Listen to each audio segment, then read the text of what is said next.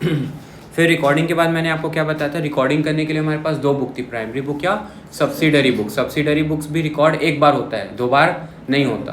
Cash book और cash account में difference होता है। Book is the part of recording and account is the part of ledger posting. जब हम journal से लेजर बनाते हैं, छोटी बुक ऑफ अकाउंट होती है तो जर्नल एंट्री बनाते हैं, और अगर बुक ऑफ अकाउंट में ट्रांजेक्शन्स बहुत ज़्यादा होते हैं तो सब्सिडरी बुक्स बनाते हैं, ताकि कैश का हिसाब अलग से कैश बुक में रहे, ताकि उसको बाद में छाट के ओपनिंग क्लोजिंग बैलेंस अलग अलग बनाने की जरूरत ना पड़े। हर एक बुक को अलग अलग, कैश का ट्रांजेक्शन अलग, परचेस का ट्रांजेक्शन अलग, सेल्स का अलग, रिकॉर्ड करते समय ही अलग, क्योंकि बिजनेस के ट्रांजेक्शन ज़्यादा हैं तो बाद में छाटने में बहुत दिक्कत होगी, इसलिए सब्सिडरी में बना लो। दो ऑप्शन है रिकॉर्ड करने का। रिकॉर्ड करने के बाद हमने क्या कर लिया था, जर्नल से लेजर में बना लिया। लेजर से ट्रायल बैलेंस बनाने के बाद हम क्या करते हैं, समराइजिंग। समराइजिंग मतलब पहला क्या था, नाम बोलो, आइडेंटिफिकेशन एंड मेजरिंग। दूसरा क्या था, रिकॉर्डिंग। तीसरा क्या था, क्लासिफाइंग। चौथा क्या है, पांचवा रहेगा analysis interpretation, analysis and interpretation. छठवा रहेगा कम्युनिकेशन।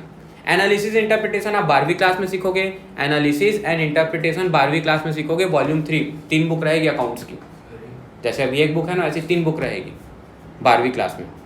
और इसीलिए हम लोग शुरुआत से पढ़ना शुरू करेंगे 1 अप्रैल से, पूरी बैच शुरू से चलेगी। और इस बार तो रिजल्ट उतना अच्छा आया नहीं आया क्योंकि मैं नहीं था, लेकिन अगले बार का आप लोग का रिजल्ट में टारगेट्स रहेंगे, जैसे आप लोग के सीनियर बैच के दीदी भैया लोग क्या है ना, वैसे ही। तो वो टारगेट बैच का पूरा रहेगा, तो वो शुरुआत से आ जाना, क्योंकि कोर्स की फ़ीस रहती है। तो आप महीना कम भी आओगे, ज़्यादा भी आओगे, पड़ेगा उतना ही। 1 महीना भी आओगे तो भी उतना ही पड़ेगा, अब पूरा 12 महीना आओगे तो भी उतना ही पड़ेगा। तो बेटर है जब तक अवेलेबल रहो आना, क्योंकि हर दिन क्लासेस पूरी 12वीं में ना एक भी दिन खाली नहीं जाता, मैं कुछ ना कुछ पढ़ाते ही रहता हूँ। अकाउंट से कोई BST बहुत सारे सब्जेक्ट हैं। चलो यहाँ देखते हो वापस। तो समराइजिंग में मेरा 2 काम है, समराइजिंग में 2 काम है। पहला काम क्या है, परफॉर्मेंस निकालना, कि भैया जैसे हमारे एग्जाम में रिजल्ट बनता है, परफॉर्मेंस निकलता है, वैसे ही बिजनेस को साल भर 1 अप्रैल से चला के 31 मार्च तक, साल के एंड में क्या रहा हमारा हिसाब, वो परफॉर्मेंस निकालने के लिए हम लोग बनाते हैं 2 अकाउंट, जिसका नाम है क्या, ट्रेडिंग अकाउंट और profit and loss account. Trading account से हमको क्या निकल जाता है, ग्रॉस प्रॉफिट हुआ या ग्रॉस लॉस हुआ। प्रॉफिट एंड लॉस अकाउंट से हमको क्या निकल जाता है, नेट प्रॉफिट हुआ या नेट लॉस हुआ, ये निकल जाता है हमको। इससे हमको पता चलता है कि हमारा अगर प्रॉफिट हुआ है तो अच्छा परफॉर्मेंस है, लॉस हुआ है तो बुरा परफॉर्मेंस है। अब परफॉर्मेंस अच्छा, आपको मैंने इसमें मैन्युफैक्चरिंग अकाउंट के बारे में बताया था। हम ट्रेडिंग कर रहे हैं, हम ट्रेडर हैं। सोल प्रोप्राइटर कभी भी मैन्युफैक्चरर नहीं होता है। सोल प्रोप्राइटर सिर्फ सामान को खरीदेगा और बेचेगा, खरीदेगा और बेचेगा। तो मैन्युफैक्चरर नहीं होता, इसलिए मैन्युफैक्चरिंग अकाउंट नहीं बनाते, ये आगे सीखोगे, अभी आपके सिलेबस का पार्ट नहीं। तो पहले बनता है मैन्युफैक्चरिंग, फिर बनता है मैन्युफैक्चरिंग एंड ट्रेडिंग अकाउंट, फिर बनता है प्रॉफिट एंड लॉस, फिर बनता है balance sheet, complete final account. पर आपको मैन्युफैक्चरिंग पढ़ने की जरूरत नहीं है, आपको सिर्फ trading account, profit and loss account, फिर बैलेंस शीट। ट्रेडिंग अकाउंट से क्या निकलेगा, gross profit. Profit and loss account से क्या निकलेगा, नेट प्रॉफिट। और नेट प्रॉफिट के निकलने के बाद कैपिटल में ले जाके उसको क्या कर दोगे, जोड़ दोगे। प्रॉफिट कैपिटल में जुड़ता है और लॉसेस कैपिटल से माइनस होते हैं। प्रॉफिट जेठालाल के लगाए हुए कैपिटल में जुड़ जाएगा, जेठालाल का फायदा, बिजनेस का फायदा जेठालाल के कैपिटल में जाके जुड़ जाएगा, और लॉसेस कैपिटल से कम हो जाएंगे। और ये कैपिटल कहाँ आता है, बैलेंस शीट के लायबिलिटीज साइड में आता है। याद करो, assets is equal to liabilities plus capital बोलते थे। तो एसेट साइड आया क्या, कैपिटल नहीं, किस साइड आया, लायबिलिटीज साइड आया। और ऐसे हम क्या बनाएंगे, एक फाइनल अकाउंट बनाएंगे। बेटा आप लोग को ये बताने के पहले कल मैंने आप लोग को नेचर ऑफ अकाउंट पहचान करके आने बोला था। मैंने बोला था कि एसेट्स क्या होते हैं, पहचान करके आना, लायबिलिटीज़ क्या होती है, पहचान करके आना, कैपिटल क्या होता है, पहचान करके आना, और एक्सपेंसेस, लॉसेस और परचेस क्या होते हैं, और इनकम, गेन और सेल क्या होता है। बेटा ये हम मॉडर्न अप्रोच से पढ़ रहे हैं, बाबा आदम जमाने का नहीं। ट्रेडिशनल अप्रोच में पर्सनल, रियल, नॉमिनल लगता था। पर्सनल अकाउंट में debit the receiver, credit the giver. Real account में debit what comes in, credit what goes out. Nominal account में debit all expenses and losses, credit all income and gain, ये लगता था। लेकिन हम किससे पढ़ रहे हैं, मॉडर्न अप्रोच से पढ़ रहे हैं। हमको ये रिसीवर, गिवर, लेन देन, ये सब फालतू चीज़ नहीं देखना है। हमको क्या देखना है, assets, liabilities, capital, expense, loss, income, gain. Fra Luca Pacioli ने भी जब बनाया था तो ट्रेडिशनल था, लेकिन हम आज के जनरेशन में जब इवोल्यूशन कर चुके हैं तो हमने इनको क्या कर लिया, चेंज कर लिया। पहले क्या था, वो रिकॉर्डिंग अप्रोच से बना था, ट्रेडिशनल अप्रोच। आज जो ये बना है ना, ये मॉडर्न अप्रोच जो बना है, ये कहाँ से बना है, पोजीशन से बना है, बैलेंस शीट से ही बना है। तो ये जो हम मेथड पढ़ रहे हैं ना, बैलेंस शीट से बना हुआ है कि ऊपर के 3 टर्म कहाँ आते हैं, बैलेंस शीट में आते हैं। ये वाले 2 टर्म कहाँ आते हैं, या तो ट्रेडिंग अकाउंट में आते हैं या तो प्रॉफिट एंड लॉस अकाउंट में आते हैं। इन दोनों टर्म से क्या निकलता है, परफॉर्मेंस निकलता है कि बिजनेस का प्रॉफिट हुआ या लॉस हुआ, और इन तीनों टर्म से क्या निकलता है, पोजीशन निकलता है कि कितना पोजीशन है हमारे पास। साल के शुरुआत का है तो ओपनिंग बैलेंस शीट 1 अप्रैल का है, साल के शुरुआत का है अभिषेक, साल के शुरुआत का है तो ओपनिंग बैलेंस शीट 1 अप्रैल का, और साल के एंड का है तो क्लोजिंग बैलेंस शीट 31 मार्च का। Opening balance sheet, closing balance sheet, position बता रहा है मेरे पास कितने एसेट्स हैं, कितनी लायबिलिटी है, कितना कैपिटल है, कितना कर्जा लिया हूँ, कितनी संपत्ति है, ये सारी बातें निकालना बैलेंस शीट कहलाता है, पोजीशन निकालना। तो हम फाइनल अकाउंट में 2 काम करते हैं, समराइजिंग के अंदर में समरी निकाल रहे हैं। समरी में 2 काम, परफॉर्मेंस निकालना और कितना पोजीशन है हमारे पास उस दिन बैलेंस शीट के क्लोजिंग डेट पे, क्लोजिंग ईयर के क्लोजिंग डेट पे, क्योंकि जो क्लोजिंग बैलेंस शीट रहेगी वही अगले साल की क्या बन जाएगी, ओपनिंग बैलेंस शीट। अरे ये सब जो सामान रखा हुआ है क्या ये नेक्स्ट फाइनेंशियल ईयर में नहीं रहेगा, सब हटा दूंगा, बिल्डिंग तोड़ दूंगा, फर्नीचर फेंक दूंगा, नया लगाऊंगा फिर से, क्या नहीं, ये क्या होगा, चलता ही रहेगा। यही तो क्या होगा, इस साल का क्लोजिंग बैलेंस अगले साल का क्या बन जाएगा, ओपनिंग बैलेंस बन जाएगा।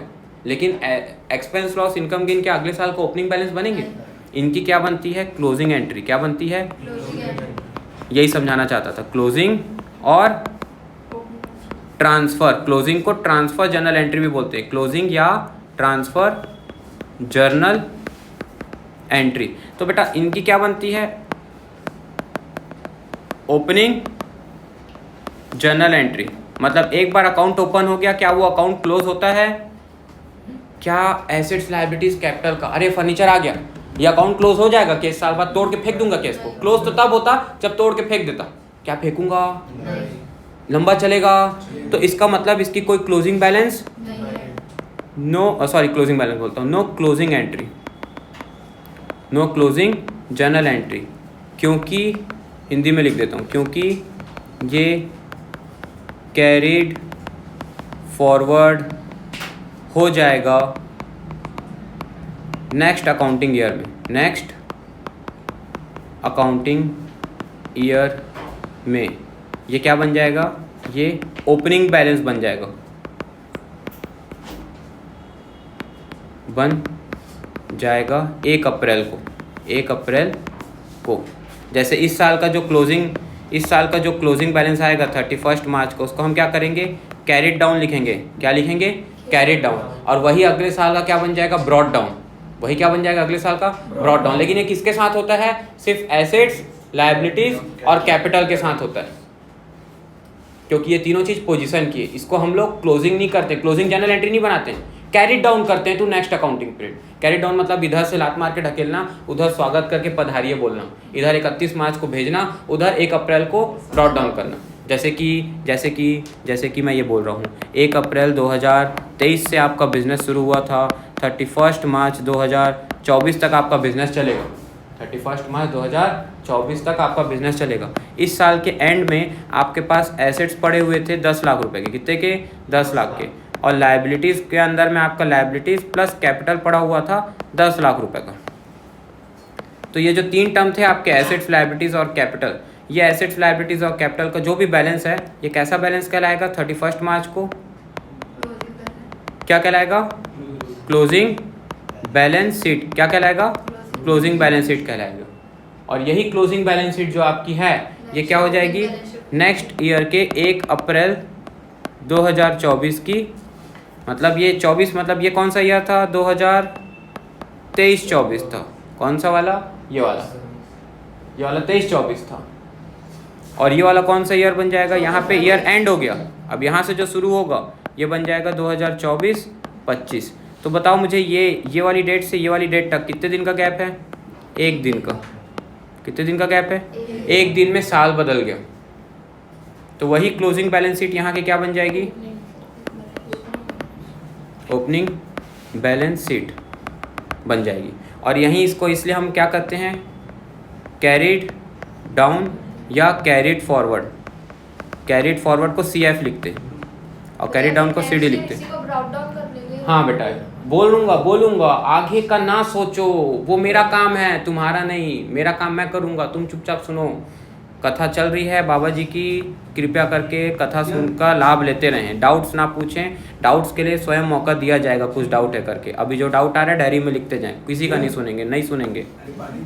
पानी नहीं मिलता यहाँ पे पानी नहीं मिलता, पानी सेल्फ सर्विस है, दे देंगे पानी लेकिन आगे से नहीं मिलेगा, लाना पड़ता है ना ऊपर जा कर के, दिक्कत है बहुत। देखो तो अब मैं डिस्टर्ब हो गया ना, फ्लो तोड़वा दी तुम लोग, नालायक लोग, बस बेकार हो गए। ये ओपनिंग बैलेंस शीट को हम क्या बोलते हैं बेटा, ये क्लोजिंग बैलेंस शीट ही क्या बन जाती है अगले साल की, ओपनिंग बैलेंस शीट बन जाती है। कब की, 2024-25 की। और इसको हम क्या करते, ब्रॉड डाउन करते, वही बैलेंस को ब्रॉड डाउन करते या ब्रॉड फॉरवर्ड, ब्रॉड फॉरवर्ड।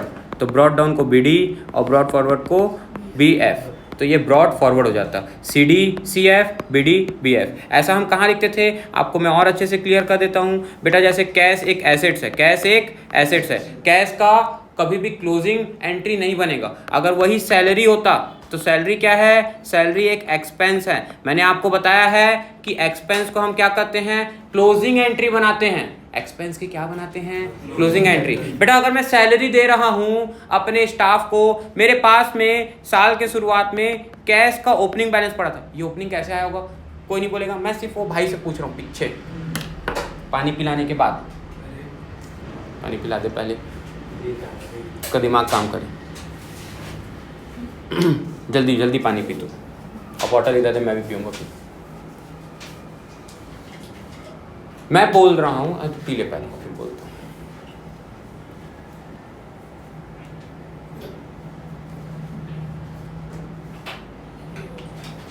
मैं बोल रहा हूँ कि जैसे पिछले साल तेरे पास कैश का 1 लाख रुपए बचा था, कितना रुपए बचा था, 1,31,000 मार्च को पिछले साल। अभिषेक तेरे से पूछूंगा इसके बाद, 1 लाख रुपए बचा था।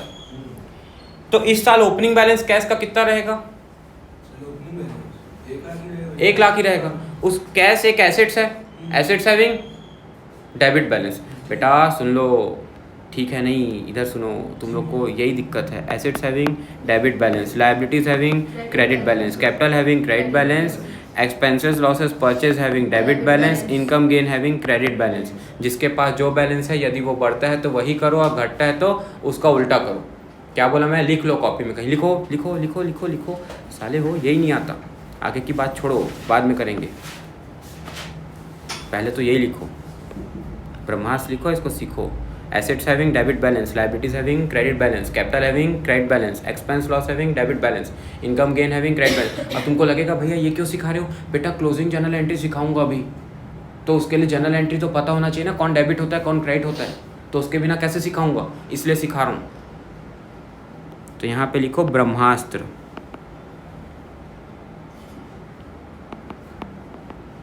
ये ऐसा जो लिखे हो ना आप लोग, assets having debit balance, liabilities having credit balance, उसके नीचे लिखना ब्रह्मास्त्र 2.0,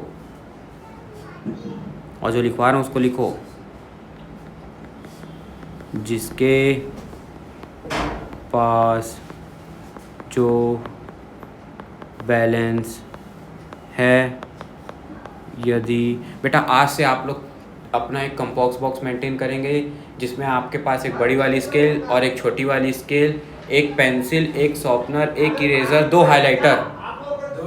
हाइलाइटर, एक लाइट रंग का आपके पसंद का, और एक होना चाहिए नियॉन रंग का, और जुगनू कलर जिसको आप बोलते हैं, ठीक है। ये 2 हाइलाइटर और बॉल पेन, एक ब्लैक बॉल पेन, एक रेड बॉल पेन और एक ब्लू बॉल पेन। इतनी चीज़ें आपके कंपॉक्स में रहनी चाहिए। बॉल पेन बोल रहा हूँ, जेल पेन नहीं। अगर आप ग्रीन पेन रखते हैं तो ग्रीन जेल रख सकते हैं, क्योंकि ग्रीन कलर फिर दिखेगा नहीं अगर वो बॉल में रहेगा तो इतनी चीज़ें आप अपने कंपॉक्स में रखिए। और एक ऐसी पेन जो पेन से आप बोर्ड्स में लिखेंगे, क्या बोला मैं, एक ऐसी पेन जो पेन से आप बोर्ड्स में लिखेंगे, बोर्ड्स में बॉल पेन से लिखा जा सकता है, जेल से नहीं। और कॉपी हमेशा आप लोग A4 साइज़ की बड़ी कॉपी में मेंटेन करेंगे। तो इतनी चीज़ें आपके पास में रहनी चाहिए, चाहे स्कूल जाओ चाहे ट्यूशन हो, ये आपके पास हमेशा, कल से मैं चेक करूँगा, इतना रहना ही चाहिए, कल से आपके पास में इतनी चीज़ें रहनी चाहिए, ठीक है। अपने ये चीज़ें, बेसिक चीज़ों को मेंटेन करो, है ना। कभी पेन कहीं कुछ कर लेना, ले लेना, ये वो वाला काम मत करो। प्रॉपर हमारे पास। अब जैसे मैं ये हाईलाइट कराऊंगा तो तुम्हारे पास हाईलाइटर नहीं है, किसी के पास नहीं है, क्या मतलब है? ये कोई पढ़ाई करने आए हो? चीज़ें होनी चाहिए। तो जिसके पास जो बैलेंस है यदि वो बढ़ता है तो वही करो, और घटता है तो उसका उल्टा करो। पहले लिखो फिर समझाऊंगा इसको। जिसके पास जो बैलेंस है यदि वो बढ़ता है तो वही करो, और घटता है तो उसका उल्टा करो। अब मैं यहाँ पे क्या बोला हूँ बेटा? मैंने बोला है जिसके पास जो बैलेंस है, जिसके पास जो बैलेंस है, जो मतलब एसेट्स पढ़ना। अब जिसकी जगह क्या पढ़ोगे? एसेट्स। तो एसेट्स के पास डेबिट बैलेंस है, जो की जगह क्या पढ़ना? डेबिट। एसेट्स के पास डेबिट बैलेंस है, तो यदि वो कौन? एसेट्स क्या होता है? बढ़ता है, तो वही करो। वही करो मतलब क्या? जो बैलेंस है, कौन सा बैलेंस था? डेबिट बैलेंस था, वही करो, डेबिट बैलेंस था। और घटता है, कम होता है, तो उसका उल्टा करो। उल्टा करो क्या हो जाएगा? क्रेडिट हो जाएगा। लायबिलिटीज के पास, सुनना ध्यान से, लायबिलिटीज के पास, अब मैं कैसे पढ़ूंगा? लायबिलिटी के पास कौन सा बैलेंस है? तो लायबिलिटीज के पास क्रेडिट बैलेंस है, तो यदि लायबिलिटीज बढ़ती है तो क्रेडिट करो, और घटती है तो डेबिट करो। कैपिटल के पास क्रेडिट बैलेंस है, तो यदि कैपिटल बढ़ता है तो क्रेडिट करो, और घटता है तो डेबिट करो। एक्सपेंस लॉसेस के पास डेबिट बैलेंस है, तो यदि एक्सपेंस लॉस बढ़ता है तो डेबिट करो, वही करो, और घटता है तो क्रेडिट करो। इनकम गेन के पास क्रेडिट बैलेंस है, तो यदि इनकम गेन बढ़ता है तो वही करो, क्रेडिट करो, और घटता है तो डेबिट करो। ये बन गया क्या? Rules of debit and credit. उस रूल को बनाने का ब्रह्मास्त्र है ये, उस रूल को बनाने का ब्रह्मास्त्र है ये लिखा आपने बेटा, थोड़ा समय लग जाएगा ये बेसिक बताने में, पर ये इंपॉर्टेंट है। अभी तुमको 10 मिनट के बाद लगेगा कि भैया नया पढ़ा रहे हैं, हो सकता है ये 10 मिनट लगे कि भैया पुराना बताए, रिवाइज हो रहा है। तुम इतने स्मार्ट तो नहीं हुए हो कि रिवीजन की जरूरत ना पड़े, कभी तो पड़ती, बस वही है। ये समझ में आया? लिख लिए? जल्दी लिखो, मैं हटा रहा हूं क्योंकि। अब देखो बेटा, इसका लॉजिक समझो छोटा सा, इसका लॉजिक समझो छोटा सा। ये रही फर्म, ये रही फर्म, ये लॉजिक दे रहा हूं डेबिट क्रेडिट का, logic of debit and credit balance. Debit और क्रेडिट बैलेंस का क्या लॉजिक होता है बेटा? ये फर्म है और ये ओनर है, ये जेठालाल है और ये गढ़ इलेक्ट्रॉनिक्स है। बेटा अब मेरी बात ध्यान से सुनो, यहाँ पे फर्म के पास में जो चीजें फायदा की होगी, फर्म के पास में जो भी चीजें फायदे की होगी, फायदे की, किसके लिए फायदा? फर्म के लिए, क्योंकि हम किसके अकाउंटेंट हैं? फर्म के। कौन बोलता है ऐसा? Business entity concept. कौन बोलता है? Business entity concept. क्या बोलता है? कोई अंग्रेजी में बोलेगा? क्या है इसकी business entity concept? What is business entity concept? कोई बोलना चाहेगा इंग्लिश में? From the accounting point of view, बोल, फ्रॉम अकाउंटिंग, क्योंकि बिजनेस स्टडीज के पॉइंट ऑफ व्यू से, लीगल पॉइंट ऑफ व्यू से नहीं बोल रहा है, ये अकाउंटिंग के नजरिए से बोल रहा है। तो क्या बोलोगे? From accounting point of view, accounting के चश्मे से। किसके चश्मे से? अकाउंटिंग के चश्मे। दुनिया के लिए फर्म और ओनर एक ही है। जेठालाल गलत सामान बेचेगा या उसके गोडाउन में ड्रग्स मिलेगा, गढ़ इलेक्ट्रॉनिक्स में ड्रग्स मिलेगा, तो किसको जेल होगी? जेठालाल को जेल होगी, क्योंकि गढ़ इलेक्ट्रॉनिक्स और जेठालाल दुनिया की निगाहों में एक ही हैं। सोल प्रोप्राइटर और उसकी फर्म की लायबिलिटी भी सोल प्रोप्राइटर की अनलिमिटेड होती है, और दोनों में सेपरेट लीगल एंटिटी नहीं होती। आप बीएसटी के चैप्टर में पढ़े हो, सोल प्रोप्राइटर की no separate legal existence. Firm और ओनर को एक ही माना जाता है लीगल पॉइंट ऑफ व्यू से, लेकिन अकाउंटिंग के नजरिए से दोनों को अलग अलग माना जाता है। वही बोल रहा है बिजनेस एंटिटी कॉन्सेप्ट, कि from the accounting point of view. आप समझे अकाउंटिंग क्यों बोल रहा है? ये नहीं लिखोगे तो मार्क्स कट जाएगा, क्योंकि अकाउंटिंग के नजरिए से, from accounting point of view, the firm and the owner are two separate identities. और ये लॉ के लिए नहीं बोल रहा है, अकाउंटिंग करने के लिए बस मान के चल रहा है। And we are the accountant of firm, not of owner. तो हम किसकी बुक्स में एंट्री कर रहे हैं? फर्म की बुक्स में। जितना भी हिसाब किताब बना रहे हैं किसकी बुक्स में है? फर्म की बुक्स में। इतना समझ में आया? तो जो फर्म के लिए फायदा है वो प्लस, और जो फर्म के लिए घाटा है, लॉस है, वो माइनस बैलेंस होता है बेटा। प्लस यानी डिबेरे मतलब पैसे का आना, और माइनस यानी क्रेडरे पैसे का जाना, पैसे का या कुछ भी चीज का जाना, घाटा होना। तो बेटा देखो, डिबेरे अंग्रेजी का बन गया DEBIT डेबिट, तो प्लस यानी डेबिट, और क्रेडरे क्या बन गया अंग्रेजी का? क्रेडिट। लेकिन आज भी शॉर्ट फॉर्म जो आप पढ़ते हो D और R, डेबिट का शॉर्ट फॉर्म DR यहाँ से बना है। आप सोचते हो कि डेबिट की स्पेलिंग में तो DR नहीं आता, वो कहाँ से बना है? डिबेरे से बना है। और क्रेडरे ये 16th सेंचुरी में डोकरे आ गया था। कौन? फ्रा लुका पैसिओली। 1650, 1660, 70 में इन्होंने अपनी बुक लिख दी थी, डबल एंट्री बुक कीपिंग, कि कुछ आता है तो कुछ जाता है। बिजनेस के ट्रांजेक्शन हमेशा दो तरफा होते हैं, बायलेटरल, इसलिए आने का डेबिट जाने का क्रेडिट। लेकिन हर जगह नहीं लगेगा आने का डेबिट क्रेडिट, ये लगेगा एसेट्स एक्सपेंस लॉस, और बस एसेट्स और एक्सपेंस लॉस में। और इनकम गेन, कैपिटल और लायबिलिटीज में आने पे क्रेडिट और जाने पे डेबिट उल्टा लगेगा, क्योंकि उनके पास क्रेडिट बैलेंस है। अभी थोड़ी देर बाद समझ में आएगा मैं क्या बोला। तो ये जो क्रेडिट बना ना बेटा, इसका शॉर्ट फॉर्म CR कहाँ से बना है? ये C और R से बना है। ये कौन सी लैंग्वेज है? ये है आपकी इटालियन लैंग्वेज। इटली था पहले ये जहाँ रहते थे, तो इटालियन लैंग्वेज में इन्होंने बनाया था। भाई उनको अंग्रेजी नहीं आती थी, उन्होंने अपनी भाषा में लिखा, बाद में उसको इंग्लिश ट्रांसलेशन डेबिट क्रेडिट। लेकिन एब्रीविएशन आज भी DR यूज़ किया जाता है डिबेरे से, और CR यूज़ किया जाता है क्रेडेरे से। मेरे जितने भी यूट्यूब लिंक अपलोडेड हैं कोई किसी को शेयर नहीं करेगा। ये क्लासेस भी अपलोड होगी, 2 ही क्लास अपलोड होगी, इसके डिटेल अपलोड नहीं होगा ज़्यादा। तो फंडामेंटल जो बच्चे नहीं आए उनके लिए अपलोड किया जा रहा है। मेरे को यूट्यूब में व्यूज़ नहीं चाहिए, ये सिर्फ आप लोग के सर्विस के लिए अपलोड किया जाता है कि घर में रिविज़न करने के लिए देख सको। इस लिंक को कहीं और दे दोगे तो तुम मेहनत करके उठ के पढ़ने आ रहे हो, दूसरा फ़ायदा क्यों पाए? बिना आए फिर क्या बोलेगा कि हम तो खुद से पढ़ के अपना मार्क्स ले आए थे, चीज़ें कर लिए थे। तो आप किसी और को नहीं भेजना, क्योंकि ये अनलिस्टेड है। मतलब जब तक लिंक नहीं पहुँचेगा उसको वीडियो नहीं मिलेगा मेरे चैनल पर। आप लिंक फॉरवर्ड करोगे तभी मिलेगा। समझ आई बात? तो आप अपने तक देखो और फिर किसी को मत भेजो। इतना समझ में आया बेटा? तो देखो मैं क्या बोल रहा था, एसेट्स के पास। अब बताओ बेटा, एसेट्स फर्म के लिए क्या है? फायदा है। फायदा यानी प्लस, नहीं डेबिट क्रेडिट नहीं पूछ रहा हूँ, फायदा तो प्लस, घाटा तो माइनस, बस इतना ही बोलो। एसेट्स हमारे लिए क्या है? फायदा है हमारे लिए, मतलब फर्म के लिए। लायबिलिटीज हमारे लिए क्या है? घाटा है माइनस। कैपिटल हमारे लिए क्या है? घाटा है। क्यों घाटा है? क्योंकि ओनर का लगाया हुआ, ये अलग है, ये अलग है, ये आदमी अलग है और ये अलग है। तो ओनर का लगाया हुआ कोई भी पैसा इसके लिए क्या बन जाएगा? कर्जा। आज नहीं तो कल वो पैसा को क्या करना पड़ेगा? वापस करना पड़ेगा। अगर ओनर पैसा लगाया तो इसके लिए क्या बन जाएगा? कर्जा बन जाएगा। Therefore capital is also a kind of internal liability.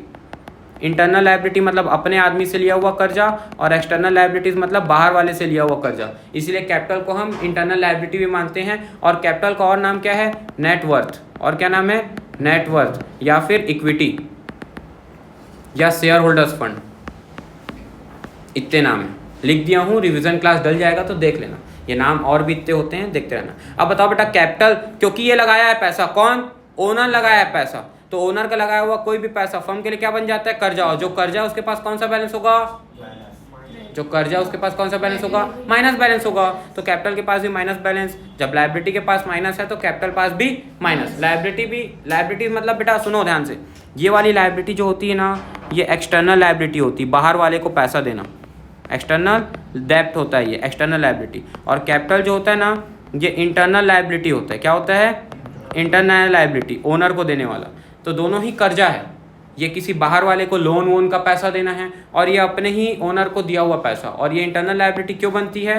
क्यों बनती है internal liability? Due to business entity concept या accounting entity concept. Business entity concept के चलते ही तो बेटा बन रहा है ये।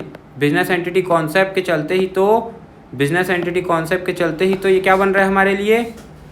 क्या बन रहा है? कर्जा बन रहा है। क्योंकि ओनर अलग है और फर्म अलग है। ऐसा कौन बोलता है? बिजनेस एंटिटी कॉन्सेप्ट तो बोलता है। इसलिए तो ओनर का लगाया पैसा हमारे लिए कर्जा बन जा रहा है फर्म के लिए।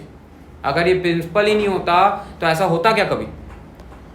अब बेटा एक्सपेंस लॉस, बेटा सुनना ध्यान से, एक्सपेंस लॉस हमारा नहीं होता है, इसको समझो हम मिरर की तरह, अपने आप को समझो कि आप एक मिरर हो, आप फर्म हो और आप एक मिरर हो। फायदा आप तक पहुंच के ओनर को चला जाएगा और घाटा आप तक रिफ्लेक्ट होके ओनर को चला जाएगा।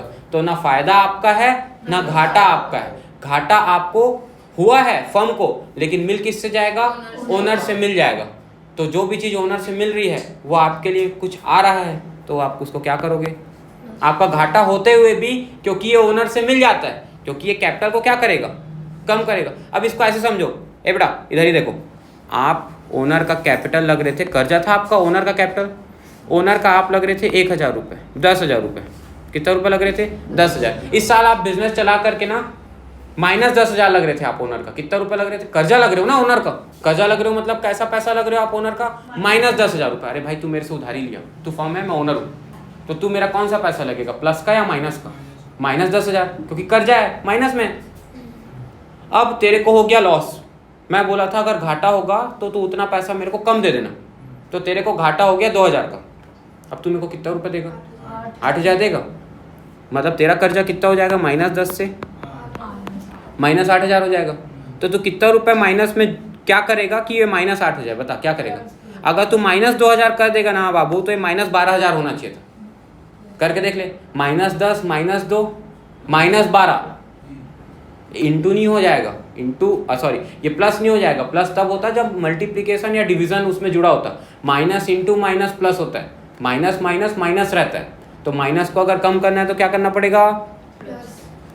+2,000 करना पड़ेगा। ए तू समझा कि नहीं समझा? मैं एक डाउट है, तू समझा है?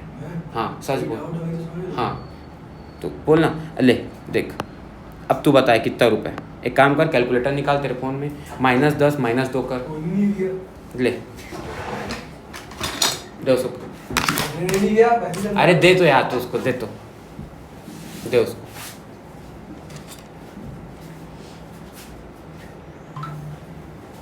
अब माइनस कैसे लगाएगा? पहले स्टार्टिंग में, तो उसके लिए देख एक प्लस माइनस का बटन दिया होगा फंक्शन में, उसको दबा, -10,000 लिख लिया, माइनस लगाया आगे फंक्शन दबा के। 10,000 लिखने के बाद वो माइनस वाला बटन, इधर वाला नहीं रे लाला, उधर वाला, उधर से एक प्लस माइनस बना होगा, दबा दिए एक बार। हाँ अब माइनस फिर से कर ली, फिर माइनस करना है तेरे को -10 में, -2,000। अब 2,000 लिख, 2,000 इज इक्वल टू दबा, कितना आ रहा है? तू माइनस फंक्शन नहीं दबाया है। इधर आ, तू उठ क्या, इधर आ, इधर आ। अरे तू आ भाई, आ तू इधर आ, तू हट, जिसको जिसको नहीं आया वो आ जाना, इधर आ तू।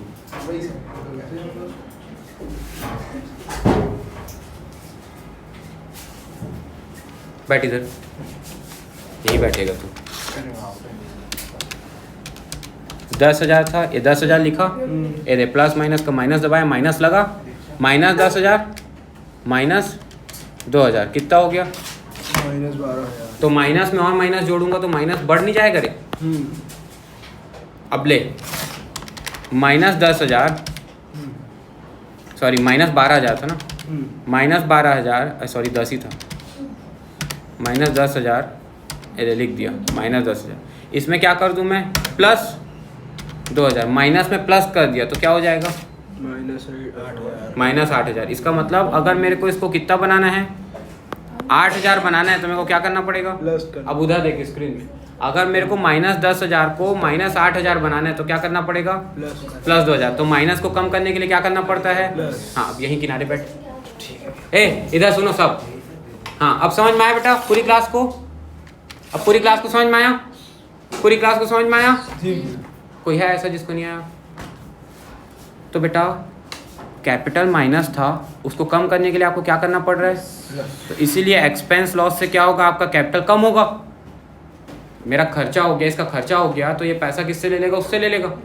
अब वो पैसा कैश में तो नहीं देगा, तो उसका कैपिटल को क्या कर देगा? कम कर देगा। तो कैपिटल को कम करने के लिए क्या करना पड़ रहा है? माइनस को कम करने के लिए प्लस करना पड़ रहा है। इसीलिए एक्सपेंस लॉस के पास प्लस बैलेंस होता है, क्योंकि फर्म मिरर है, ना फायदा उसका है ना घाटा उसका है। फर्म तो फकीर आदमी है भैया, वो बोलता है, फर्म बोलता है अपन तो साधु संत आदमी है, फकीर आदमी है, ना फायदा अपना है ना घाटा अपना है। जितने भी बिजनेस में एसेट्स हैं वो सब या तो ओनर का लगाया पैसा का है या तो उधारी लिया पैसा का है, अपना खुद का क्या है? अपन तो संत आदमी, अपन तो झोला उठा के चल देते हैं कहीं भी। ऐसा कौन बोलता है? फर्म बोलता है। क्योंकि फर्म के पास कुछ भी नहीं है। फर्म जितना भी एसेट्स रखा है सबको बेच देगा, तो जितना लायबिलिटी वो पे हो जाएगा, ओनर का कैपिटल उसके बाद पे हो जाएगा। पहले बाहर वालों का पैसा दे देगा, फिर ओनर का, और इसके जेब में पैसा खत्म। अगर बचा भी पैसा तो भी ओनर का प्रॉफिट बन के ओनर ले जाएगा, क्योंकि प्रॉफिट भी इसका क्या है, कर्जा ही है। किसका कर्जा है, ओनर का। तो ये कौन हुआ, फर्म कौन हुआ, फकीर आदमी हुआ। फर्म क्या हुआ, फकीर आदमी है, झोला उठा कहीं भी चल देता है। अभी समझ में आया। तो इनकम गेन के पास कौन सा बैलेंस हुआ, माइनस बैलेंस। अब जहाँ जहाँ प्लस, क्या ये बहुत मेहनत समझाऊं, सच सच बोलना, नहीं आया तो कोई बात नहीं, और भी मेहनत के तरीके हैं मेरे पास, बस अब सच बताओ। क्या जहाँ जहाँ प्लस लिखा है, क्या प्लस माइनस आया समझ में? तो एसेट जहाँ जहाँ प्लस लिखा है वहाँ वहाँ क्या लिखना, डेबिट। एसेट सेविंग अभी लिखना बाद में, पहले यहाँ स्क्रीन में देखो, ये सब पीडीएफ मिल जाएगा, आज भेज दूंगा। इधर देखो, asset saving, liability saving, minus यानी credit, capital having, expense loss having, income gain having. जहाँ माइनस लिखे वहाँ क्रेडिट बोलो ना रे। फॉर द फर्म, किसके लिए, फर्म के लिए। ओनर के लिए क्या, किसकी बुक्स बनती है, फर्म की बुक्स बनती है।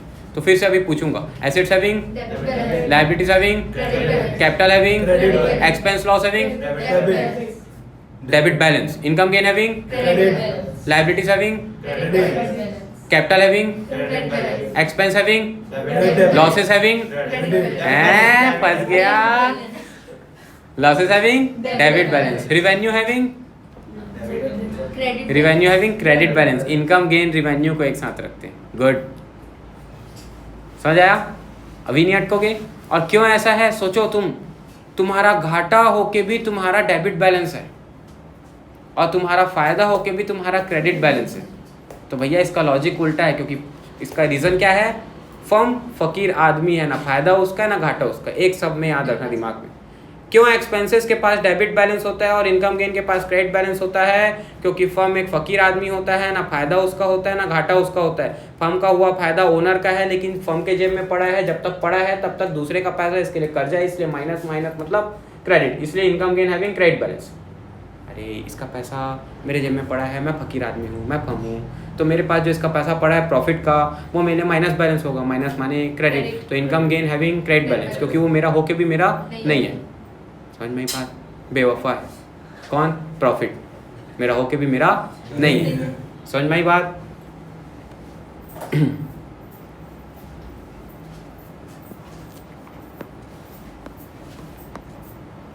तो इसलिए गर्लफ्रेंड बनाओगे तो वो बेवफा है, क्रेडिट बैलेंस है, और जब एक बड़े हो जाओगे, शादी हो जाएगी, तो वो एसेट्स है, वो डेबिट बैलेंस है। समझ में आई बात? जीवन के साथ भी इसको जोड़ लो। तो माइनस प्लस डेबिट क्रेडिट समझ में आया क्या? क्लियर है? आगे सुनो, देखो अब मैं कुछ नहीं बोल रहा हूँ, अब आप लोग बोलेंगे बस, और ये ख़त्म हो जाएगी कहानी।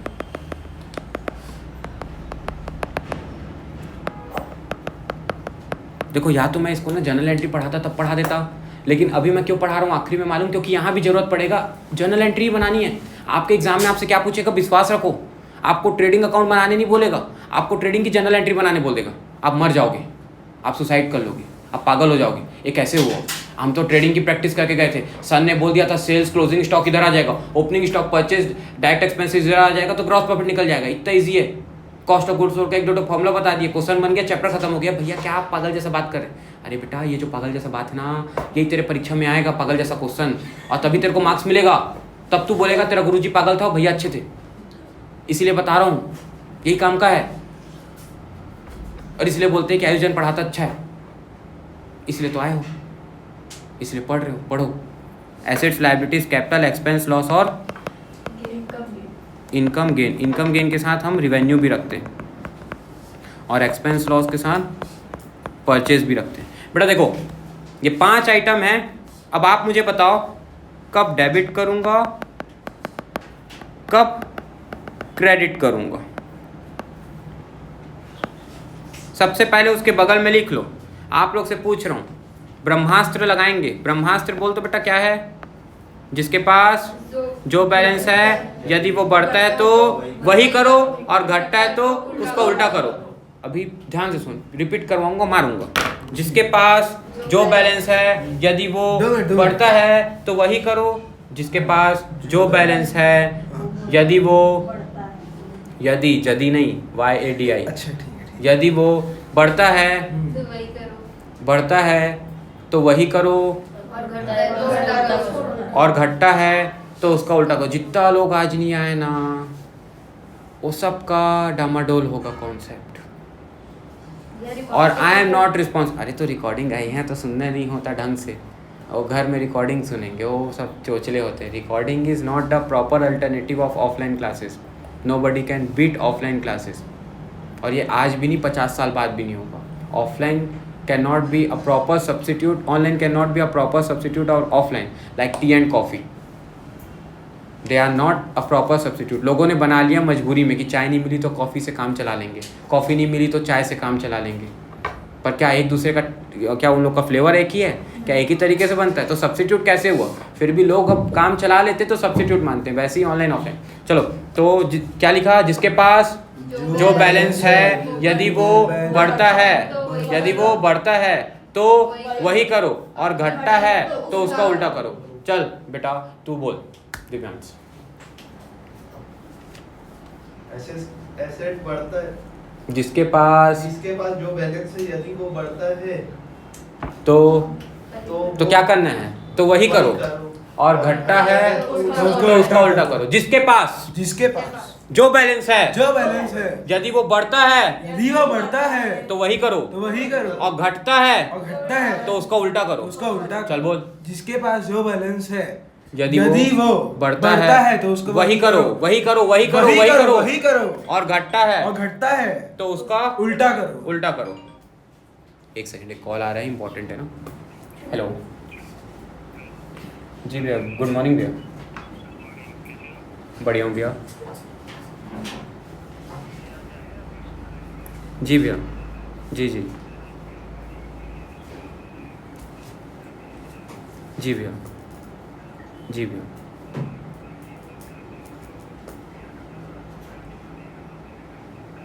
आप अपने हिसाब से देख लीजिएगा भैया, जैसा आपको सही लगे, कोई दिक्कत नहीं। हाँ जी भैया,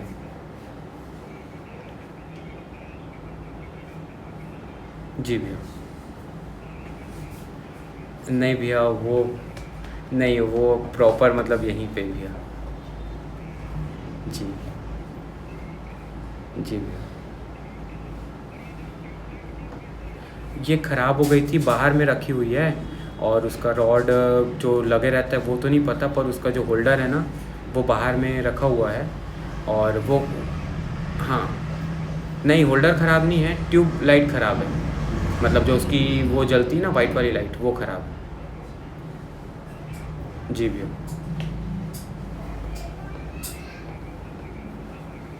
जी हाँ, वो ख़राब हो गई थी भैया।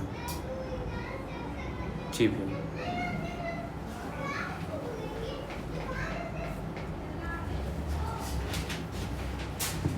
हाँ तो मैं क्या बोल रहा था, अब आप बताओ मेरे को। जिसके पास जो बैलेंस है, यदि वो बढ़ता है तो वही करो, और घटता है तो उसका उल्टा करो। एसेट्स के पास डेबिट बैलेंस है, इधर देखना, स्क्रीन में देखना। एसेट्स के पास डेबिट बैलेंस है, तो यदि एसेट्स बढ़ता है तो डेबिट करो, और घटता है तो क्रेडिट करो। ठीक, चल जल्दी बोल। जिसके पास जो बैलेंस है, यदि वो बढ़ता है तो वही करो, और घटता है तो उसका उल्टा करो। चल तू बोल। इसके बाद जो भी बैलेंस है, अगर वो बढ़ता है तो वही करो, और घटता है तो उल्टा करो। चल तू बोल। जिसके पास जो बैलेंस है, अगर बढ़ता है तो वही करो, और घटता है तो उसका उल्टा करो। जब मैं कुछ भी बढ़ता, क्या बोला? घटता है तो वही करो बोला। नहीं तो घटता है तो उसका उल्टा करो, बढ़ता है तो वही करो। हाँ गुड, समझा है, बोला गलत था। ठीक, बोल। हाँ जिसके पास जो बैलेंस है, यदि वो बढ़ता है तो वही करो, घटता है तो उसका उल्टा करो। ठीक, अब राशि बोलेगी लाइबिलिटीज के पास, क्रेडिट तो यदि लाइबिलिटी बढ़ती है तो क्रेडिट वही करो, क्रेडिट करो। क्रेडिट है, क्या है? लाइबिलिटी के पास क्रेडिट बैलेंस है, तो अगर लाइबिलिटी बढ़ती तो क्रेडिट करो, घटी तो डेबिट करो। कैपिटल के पास क्रेडिट बैलेंस है, तो अगर कैपिटल बढ़ता है तो क्रेडिट करो, वही करो, क्रेडिट करो, और घटता है तो उसको उल्टा डेबिट करो। एक्सपेंस लॉस के पास डेबिट बैलेंस है, तो कोई नहीं बोलेगा, दिव्यांश बोलेगा। तो अगर एक्सपेंस लॉस बढ़ता है तो क्या करेंगे? कोई नहीं बोलेगा। एक्सपेंस लॉस बढ़ता है तो डेबिट करेंगे। गुड, और घटता है तो, अरे एक नंबर। अब बेटा तू बोल दे पीछे, कोई नहीं बोलेगा। इनकम गेन के पास क्रेडिट बैलेंस तो अगर इनकम गेन बढ़ती है तो क्रेडिट गुड, और घटती है तो सीख गए, सीख गए, पूरी क्लास सीख गई। अब आखिरी जो क्लोजिंग और ट्रांसफर है, अरे लिखने का समय नहीं दूंगा, अभी टाइम नहीं है, इधर देखो बस। जो प्लस को कम करे, तेरे जेब में 50 रुपये है, प्लस 50, तू अपने भाई को वापस कर दिया 20 रुपये उधारी, तो मतलब तेरा भाई तेरे को 20 रुपये वापस कर दिया, प्लस है ना, तो तू ऐसा मान तू उसको उधारी दिया था, ये मेरा छोटा भाई है, मैं इसको 50 रुपये उधारी दिया, मेरे लिए प्लस 50 है, इसके लिए माइनस 50 है क्योंकि ये उधारी लिया, लेकिन मेरे लिए प्लस 50 है, मैं इसको उधारी दिया, ये मेरा डेटर है प्लस बैलेंस, और मैं इसके लिए लायबिलिटी हूँ माइनस बैलेंस, लायबिलिटी है माइनस बैलेंस, एसेट है डेबिट बैलेंस। समझ में आया? क्लियर है? तो अब ये मेरे को 20 रुपये दे दिया, ये मेरे को 20 रुपये दे दिया, तो मैं प्लस 50 में माइनस 20 करूँगा, तो जो प्लस को कम करे वो माइनस, अरे ऐसे तो करते हो ना, प्लस 50 में अगर कुछ कम करना है तो माइनस 20 करोगे तो प्लस 30 बचेगा, तो प्लस को कम करने के लिए क्या करते हो? माइनस करते हो, प्लस को कम करने के लिए, और प्लस को और बढ़ाने के लिए, जैसे मैं इसको 50 रुपये दिया था, अब ये मेरे से और 30 रुपये ले गया, तो ये मेरे कितना लगने लगा? प्लस 80 रुपये लगने लगा, प्लस 80 रुपये लगने लगा, तो प्लस को और बढ़ाने के लिए और प्लस किया बेटा, ऐसे ही माइनस, अब ये मेरा माइनस 50 रुपये लग रहा था, ये मेरा कितना लग रहा था? माइनस 50, ये मेरे को कितना रुपये दे दिया है? 20 रुपये, तो अब ये मेरा कितना रुपये लगेगा? 30, तो वो 30 नहीं लगेगा, माइनस 30 लगेगा, तो अब बता क्या, कोई नहीं बोलेगा, अब ये बोलेगा, पता क्या करूंगा? माइनस 50 से माइनस 30 बनाने के लिए प्लस करूँ या माइनस? को नहीं बोलेगा, प्लस करूँ कि माइनस? पक्का माइनस नहीं करूँ, कम करना है तो पक्की बात है ना, तो सीख गया, कितना प्लस करूँ? 20 रुपये। तो अब क्या हुआ है, ध्यान से देखो, माइनस को कम करने के लिए, माइनस को कम करने के लिए प्लस हुआ है, माइनस को कम करने के लिए प्लस हुआ है,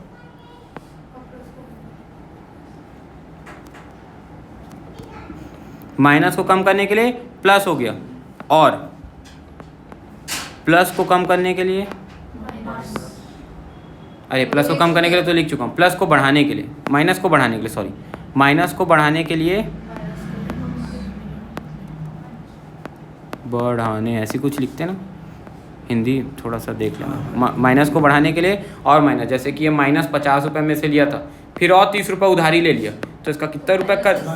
माइनस 80 हो जाएगा, तो माइनस को बढ़ाने के लिए और माइनस, बेटा जहाँ जहाँ ना प्लस लिखे हो ना, वहाँ वहाँ डेबिट बोलना, जहाँ जहाँ माइनस लिखे हो ना, वहाँ वहाँ क्रेडिट बोलना, आपका ट्रांसफ़र एंट्री का रूल बन जाएगा, क्लोजिंग या ट्रांसफ़र एंट्री का रूल। ये क्या पढ़ रहे हो? ये पढ़ रहे हो आप लोग क्लोजिंग और या ट्रांसफ़र, क्लोजिंग का ही नाम ट्रांसफ़र भी है। जब आप बुक्स ऑफ अकाउंट क्या करते हो? क्लोज करते हो।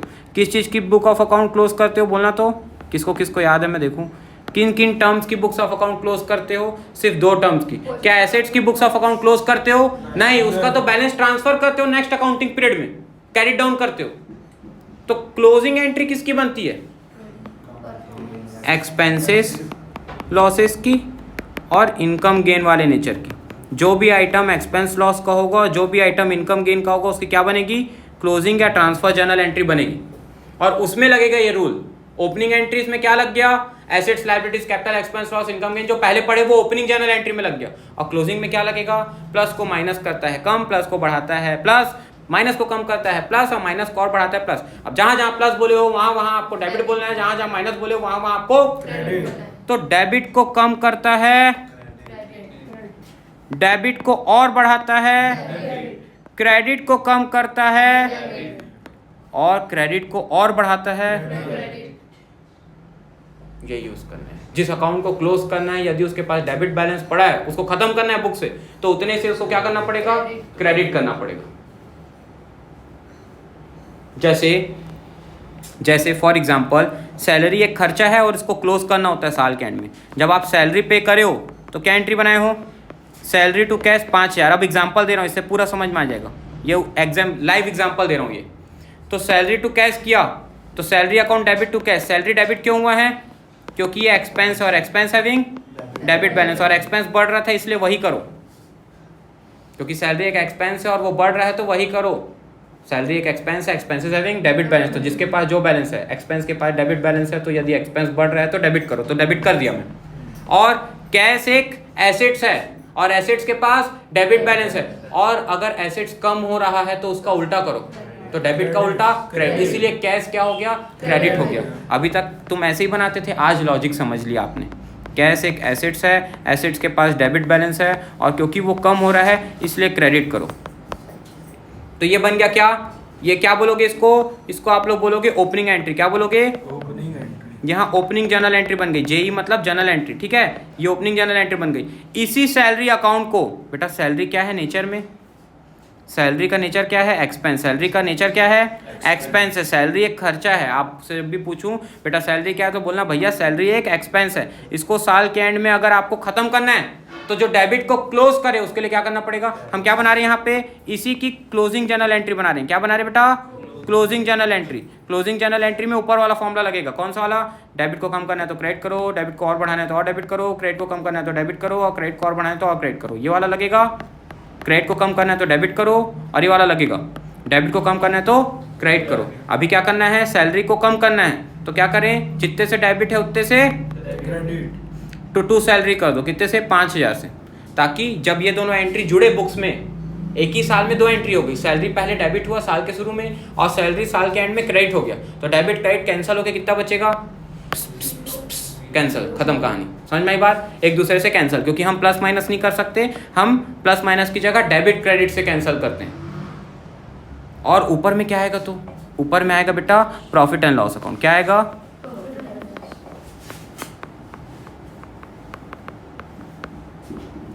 Profit and loss account debit.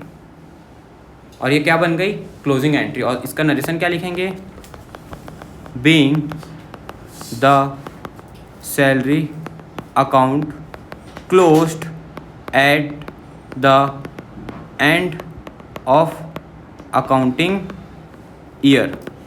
साल के एंड में सैलरी अकाउंट को हमने क्या कर दिया, क्लोज कर दिया। ये क्लोजिंग जर्नल एंट्री बन गई। आपके सर लोगों ने आपको ओपनिंग एंट्री तो पढ़ा दी थी और ये कभी बताया ही नहीं कि जर्नल एंट्री दो प्रकार की होती है, एक जब अकाउंट पहली बार खुलता है तो ओपनिंग, और जब उसी अकाउंट को क्लोज करते हैं तो क्लोजिंग। ये वाली बात नहीं बताई, क्लोजिंग वाली तुमको खुद पता होगा ढंग से, तो मैं रिकॉर्डिंग में सुनो मत समझो। ओपनिंग को खत्म करने के लिए क्लोजिंग, बहुत सारा बोलना है ना, आगे का रिकॉर्डिंग सब मिल जाएगा, प्रॉपर आवाज के साथ रिकॉर्डिंग रहती, देखना क्लास में प्रॉपर ऑडियो के साथ। ये इतना समझ में आया, अच्छे से आया। देखो दिमाग में मैं मान सकता हूँ कि पूरा नहीं घुसेगा एक बार में, लेकिन विश्वास करो चैप्टर जब पूरा खत्म कर लोगे ना, इतना बेहतरीन लॉजिक तैयार होगा। जब पूरा चैप्टर खत्म कर लोगे, एक बार और ये थ्योरी का वीडियो सुन लेना, पूरा चैप्टर खत्म कर लोगे ना तो एक बार और कभी रिविजन में इस वीडियो को सुन लेना। भगवान कसम बता रहा हूँ, इतना बेहतरीन टॉपिक क्लियर होगा ना, मजा आ जाएगा, बहुत मजा आ जाएगा। मतलब लगेगा यार यही तो सब्जेक्ट होना चाहिए जो पढ़ रहे हैं हम लोग, इतना मजा आ जाएगा अकाउंट्स पढ़ के। इतना क्लियर हुआ थोड़ा थोड़ा। अब देखो, अब मैं सीधा बात कर रहा हूँ काम की, सीधा बात कर रहा हूँ काम की, जो कि इस चैप्टर से रिलेटेड है। यहाँ तक तो पूरा लॉजिक था, यहाँ तक तो पूरा लॉजिक था। फाइनल अकाउंट की बात कर रहा हूँ मैं, बात कर रहा हूँ ट्रेडिंग अकाउंट की। ट्रेडिंग अकाउंट बनाने के लिए, ट्रेडिंग अकाउंट बनाने के लिए और प्रॉफिट एंड लॉस अकाउंट बनाने के लिए हमको समझना पड़ता है कि ये दो अलग अलग अकाउंट क्यों बनाया गया। बेटा दो अलग अलग अकाउंट इसलिए बनाया गया कि ट्रेडिंग अकाउंट में वो चीज़ें आती हैं, ट्रेडिंग अकाउंट में वो चीज़ें आती हैं जो प्रोडक्शन तक जुड़ी हुई है। आपका जो भी खर्चा प्रोडक्शन हाउस में खर्चा हुआ है, क्या बोला मैं, जो भी खर्चा प्रोडक्शन करने में खर्चा हुआ है। अच्छा, प्रोडक्शन करने में या सामान को प्रोक्योर करने में, प्रोक्योर करना मतलब खरीद के लाने में, या तो सामान को बनाने में, या तो सामान को बनाने में, या तो सामान को खरीदने में, बनाने में या खरीदने में जो कुछ भी खर्चा लगा है वो सब कैसा खर्चा है, जो भी खर्चे लगे हैं वो सब खर्चे क्या हैं, डायरेक्ट एक्सपेंस है। क्या है, डायरेक्ट एक्सपेंस है। डायरेक्ट खर्चे जो डायरेक्टली प्रोडक्शन के ऊपर लगे, जो डायरेक्टली प्रोडक्शन के ऊपर लगे, उसको हम कहाँ भेजते हैं, ट्रेडिंग अकाउंट में भेजते हैं। कहाँ भेजते हैं, ट्रेडिंग अकाउंट में भेजते हैं, ट्रेडिंग अकाउंट में भेजते हैं। जैसे कि सुनना ध्यान से, फ्यूल, पावर, लाइटनिंग एक साथ दिए रहेगा, तो जो फ्यूल पावर लाइटनिंग लग रही कहाँ लगती, फैक्ट्री में लगती है, ठीक है। जैसे राइस मिल का एग्जांपल ले लो, तो जो भी राइस मिल में फैक्ट्री में जो खर्चा लग रहा है, फ्यूल पावर लग रहा है, या जो डेली लेबर आ रहे हैं फैक्ट्री में काम करने के लिए, उनको मैं क्या देता हूँ, वेजेस। एम्प्लॉयज़ को सैलरी देते हैं, लेबर को वेजेस देते हैं। वेजेस हम प्रोडक्शन में दे रहे हैं तो वो डायरेक्ट एक्सपेंस है। जैसे कि और क्या होता है, वेजेस हो गया, और कैरिएज इनवर्ड, कैरिएज इनवर्ड या फ्राइट इनवर्ड। ये फ्राइट और कैरिएज मतलब क्या होता है, सामान आने पे लगने वाला भाड़ा, ये क्या होता है, भाड़ा। इनवर्ड मतलब आने पे और आउटवर्ड मतलब जाने पे। जैसे जेठालाल ने किसी कंपनी से सामान खरीदा टीवी वी, तो टीवी वी आने पे जो ट्रांसपोर्ट का खर्चा लगा वो क्या है, डायरेक्ट एक्सपेंस। क्योंकि मैंने क्या बोला, या तो सामान बनाने में या तो सामान खरीदने में लगने वाला कोई भी खर्चा डायरेक्ट एक्सपेंस, और डायरेक्ट एक्सपेंस कहाँ आता है, ट्रेडिंग अकाउंट में आता है। लेकिन एक बार सामान आ गया दुकान में, उसके बाद गोडाउन में पड़ा रहेगा, कहाँ पड़ा रहेगा, गोडाउन में, तो उसको हम क्या बोलेंगे, वेयर हाउस। या फिर दुकान से उसको बेचने में खर्चा होगा। जैसे मैंने एक वो टीवी को, मैं जेठालाल था और एक आंटी को वो टीवी बेच दिया, तो उसको मैं क्या बोलूँगा, सेलिंग एंड डिस्ट्रीब्यूशन हाउस बोलूँगा। क्या बोलूँगा, सेलिंग एंड डिस्ट्रीब्यूशन हाउस। तो जैसे मैंने वो आंटी को बेच दिया सामान, तो उसमें मेरे को क्या हो गया, बेचने पे भाड़ा आंटी ने बोला कि मैं नहीं दूंगी। दुकान वाले को जनरली हम बोलते हैं ना, भाई मैं भाड़ा नहीं दूंगी, मेरे घर तक पहुँचा के देना, उसका जो भी भाड़ा होगा आप ही देना, मैं अलग से नहीं दूंगी। टीवी मेरे को 30,000 की पड़ी है, आप उसको 200 रुपये दे रहे हो, उतना नहीं करोगे आप, उतना आप देना, मेरे घर तक पहुंचवा के दो, रिक्शे वाले को पैसा मैं नहीं दूंगी, आप देना। तो वो खर्चा हम दे रहे हैं, तो वो खर्चा क्या हमारा सामान बनाने में लगा, नहीं, सामान बेचने में लगा। उसको हम क्या बोलते हैं, कैरिएज आउटवर्ड। क्या बोलते हैं, कैरिएज आउटवर्ड। वो भी खर्चा है हमारे लिए, इनवर्ड भी खर्चा था, कैरिएज लिखा है लेकिन फ्राइट आउटवर्ड। पर क्या ये डायरेक्टली प्रोडक्शन में लगा खर्चा, नहीं। यहाँ पे क्या लगता है, वेयर हाउस में रेंट लगता है, इलेक्ट्रिसिटी लगता है। मान लो किसी नौकर को यहाँ बैठाऊंगा या गोदाम वोदाम बना के या ऑफिस बना के रखूँगा, जो लोग क्लाइंट को फ़ोन करते हैं बेचवाने के लिए सामान, एडवर्टीजमेंट में खर्चा करूँगा, एडवर्टीजमेंट में, रेंट में खर्चा करूँगा, रेंट लिख दिया हूँ। सैलरी दूंगा स्टाफ मेंबर्स को, सैलरी दे रहा हूँ किसको, स्टाफ को, ठीक है। और इस टाइप के खर्चे कर रहा हूँ, और भी बहुत सारे होते हैं दुनिया भर के, मिसलेनियस एक्सेट्रा, ETC। तो उतने थे डायरेक्ट के वो 4-5, उसके अलावा जो भी दिए वो सारे खर्चे को हम क्या बोलेंगे, इनडायरेक्ट एक्सपेंस। क्या बोलेंगे, इनडायरेक्ट एक्सपेंसेस जो होते हैं, जो डायरेक्टली प्रोडक्शन पे नहीं लगे, ऐसे खर्चे जो सीधा प्रोडक्शन पे नहीं लगे। पर बताओ ना तुम मुझे, ये एडवर्टीजमेंट क्या सीधा प्रोडक्शन पे लग रहा है? एडवर्टीजमेंट प्रोडक्शन करने में लग रहा है क्या? सामान बनाने में एडवर्टीजमेंट का कोई काम है क्या? नहीं। लेकिन उसके बिना सामान बिकेगा क्या? खर्चा जरूरी तो है, पर क्या डायरेक्टली प्रोडक्शन में लगा? जो खर्चे डायरेक्ट प्रोडक्शन में लगे डायरेक्ट एक्सपेंस ट्रेडिंग में आएंगे, जो खर्चे डायरेक्टली प्रोडक्शन पे नहीं लगे indirect expense profit and loss में आएंगे। कहाँ आएंगे? प्रॉफिट एंड लॉस में। तो ये warehouse, selling and distribution house में जो भी खर्चा लगता है वो कहाँ आता है? इनडायरेक्ट एक्सपेंस बन के प्रॉफिट एंड लॉस अकाउंट में आता है। क्यों भाई, ये बात समझ में आई? क्लियर हुआ एकदम अच्छे से, एकदम बढ़िया से। अब ट्रेडिंग अकाउंट का फॉर्मेट, ट्रेडिंग अकाउंट का फॉर्मेट देखो बेटा, ट्रेडिंग अकाउंट का फॉर्मेट तुमको सर बहुत अच्छे से बताएंगे तुम्हारे स्कूल के, क्योंकि यही तो एक चीज़ है जो उनको आती है अच्छे से। मैं रोस्ट करना नहीं छोड़ूंगा बेटा, क्योंकि वो पढ़ाना जब तक नहीं सीखेंगे मेरा रोस्ट करना बंद नहीं होगा। बेटा ट्रेडिंग अकाउंट आप साल के एंड में बना रहे हो तो यहाँ पे लिख देना फॉर द ईयर एंडेड 31 मार्च 2024, जो भी साल का एंड है, ठीक है। और यहाँ पे बेटा रुपीस, ये क्रेडिट का सिंबल जरूर लगाना। ट्रेडिंग अकाउंट भी बेटा क्या लिखा है देखो, अकाउंट लिखा है, and account is a part of ledger, और लेजर में डेबिट एंड क्रेडिट फॉलो होता था। लेजर है, बुक नहीं है, अकाउंट है, और ये डेबिट साइड, ठीक है। और यहाँ पे पर्टिकुलर, ये बेटा जो एनसर्कल किया हूँ आप गोला मत घेरना, ये तो मैं आपको समझाने के लिए गोला घेरा हूँ, है ना। अरे हट जा भाई।